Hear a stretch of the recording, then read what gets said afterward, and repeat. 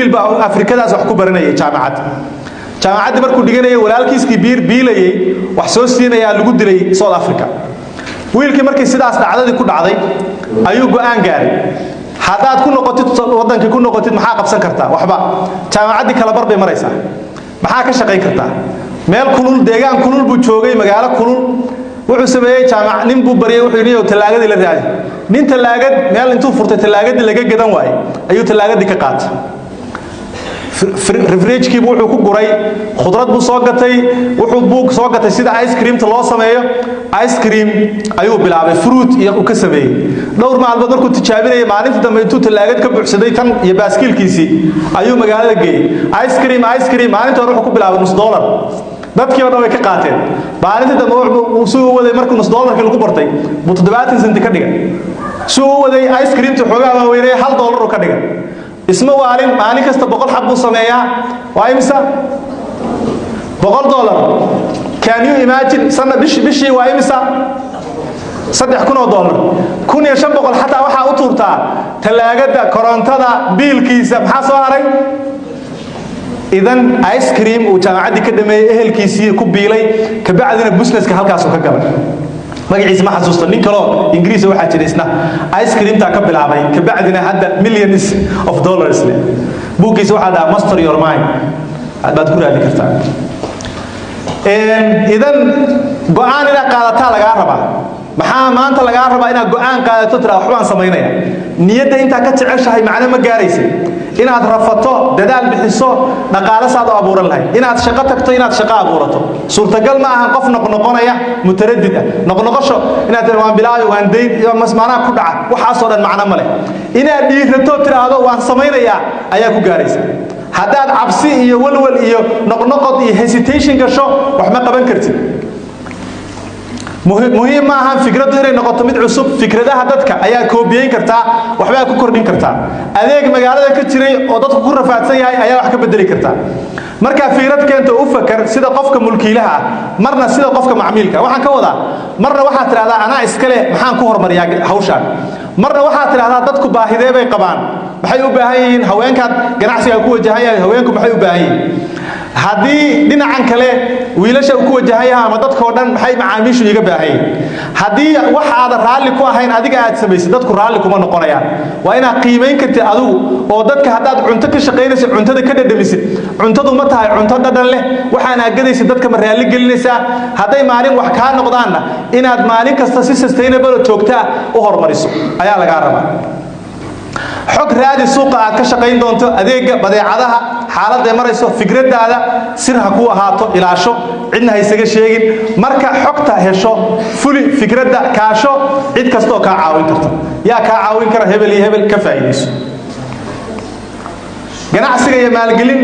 yar dooro ganacsiga maalgelinta yar u baahan dooro si tartiib ah ku bilow ganacsiga kooban ayaa faa'iido leh ganacsiga iyo shaqada ha noqoto mid kugu haboon oo aad ka bixi kartid waxaad ka heshid ha noqdaan aad u jeceshahay oo aad yaraantaadii ka heli jirtay ha noqdaan si ruuxdaaduna ay kula shaqeyso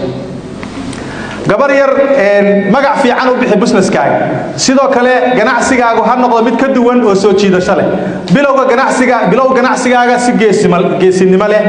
isla markaana waxaad u baahan tahay dhiirasho iyo suuqgeyn iyo iibinta adeegaaga gabar yar ayaa hooyadeed xanuunsatay kansarka waxa laga helay naasaha markii kansarkii laga helay ayay hooyadeed ku agtaahi jirtay gabadhii way fakartay 10 jir weey go'aan bay gaartay hooyadeed inay caawiso waxay bilowday ciyaalka buskud ay jecel yihiin oo aad loo rabo ayay bilowday ka ganacsato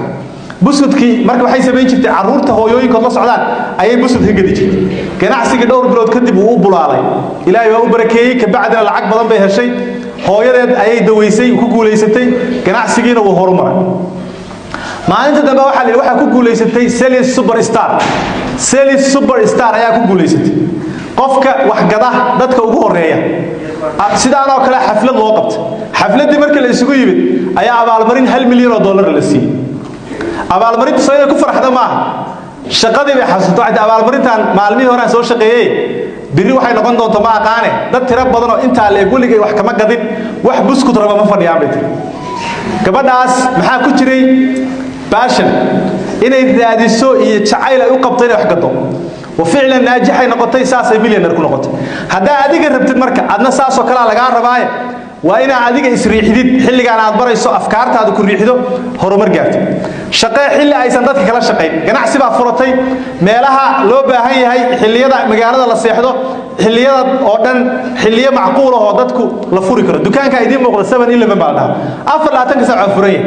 الدون كودن مال والله بكفرية إذا سلاس وكلا أديك أنا كاغو هالنقطة حلية جناح سجى سبيري سدتكو مركي سيحدان iyo markii ma garanaysaa fursadaha ka faa'iideyso maxaa yeelay dad badan oo waxa jira saacado kooban shaqeeya adigu laakiin saacado fiican shaqee si aad horumar u gaartid ninka waxa la dhahaa Rich Dad Poor Dad waa taqaanaa Robert Kiyosaki buugiisa la dhaho Before You Quit Your Job ayuu qisadan ku qoray wuxuu leeyahay anigu waxaan jeclaa maalgelin ma u helin cid caawisa ma helin ninkan wuxuu ka ganacsadaa buugaagta iyo wealth theory-ga dadku inay dhaqaale sameeyaan ama financial education wax laga wuxuu sameeyay shirkadu u tagay 19 shirkadood buugga Rich Dad Poor Dad u geeyay wuu bariyay waa laga diiday in loo daabaco oo ay lacagta ku bixiyaan oo daabacaan isagana percentage yeesho kambanigi 20aad baa ka yeelay hal shardi maxay tahay $10 lixna anaga leh afarna adaa leh maya bi ka bacdi way ku xanaaqay waxa $3 adaa leh 7 anaga leh wiska aqbalay markii dambe saysan $2 uga dhigintay buugaagtii waa la daawacay 10,000 baa la daawacay buugi waa la gatay lacagtii ugu horeeyay uu helay publisher uu samaystay buugiisa hadda maantay waxa ku qoran 32 milyan copies ayaa la gatay konton iyo kow luqadood waa lagu turjumay can you imagine idan nolosha wax kasta meeshaas ka soo bilowdeen wuxuu yiri marka anoo cuntada jecel baan rafaad badan maray wuxuu yiri waxaan culimo haysan xafiiskayga korontada iska bixin waay dhulku soo taabtay idan ha u arkin marka shido war dadkaani way soo jabeen adigana xilliga jabi lahayd baa la marayaa ee hadda bilow waxaan ku soo khatimayaa ninkan Suudaaniga Ammar Umar baa la dhahaa Suudaani weeye milyaneer imaaraadka degan yaraantiisi dugsiga dhexe sare waa la baxdili jiray ninka madow ka bacdi muxuu gaaray jaamacadii buu bilaabay wuxuu dowraad badan iyo xaadiri jiray casharo badan buu bartay wax badan buu akhriyay ka bacdi khabiir wuxuu noqday ganacsi samaynta isaguna ganacsi buu leeyahay shirkadaas uu leeyahay Royal Sky internet ku qoran company group ah weeye ilaa 10 shirkadood baa hoos yimaada marka dowlad buu leeyahay internetka Ammar Umar ku qor wax badan Carabiga fahmi kartid uu sharxaya noloshiisa iyo dhibaatooyinka soo martay wuxuu leeyahay dowlad la dhaho asraaru lucbatu tharaa oo aad adduunka loo xaadiro idan saas uu soo rafaaday wuxuu ka sheekeynayaa shalay sidii loo galayay maanta kuwii ku jeesjeesaya dowladkiisa xaadira idan nolosha oo dhan walaal rafaadkaas ay ka bilaabatay it takes courage to be successful inaad diirato baad guul ku gaari kartaa ma jirto cid wadada lagu soo dhaweeyay roogag loo dhigay dhiso kambanigaaga dhiso shaqaale iyo koox fiican oo hawlkara ganacsigaaga ha noqdo hadduu shaqaale u baahan yahay mudnaanta si dadka hawlkarka dadka xirfadaha leh dadka dadaalka badan koox tayo la isku hareereen koox ay isku haybtihiin waxba kuma tarayaan kuwa lugtay kugu dhigayaan sidoo kale waxaad samaysaa cidna ha u xilsaarin hubinta xisaabaadkaaga adigu xisaabtaada diyaarso si aad ganacsigaaga xog fiican uga hayso waa muhiim in xisaabtaada gacanta ku haysato marxaladaha ilaa uu kambanigu weynaado oo heshid dad maaragtay aamina kormeer ka xisaabta cidna ha u wakiilanin adigu qabso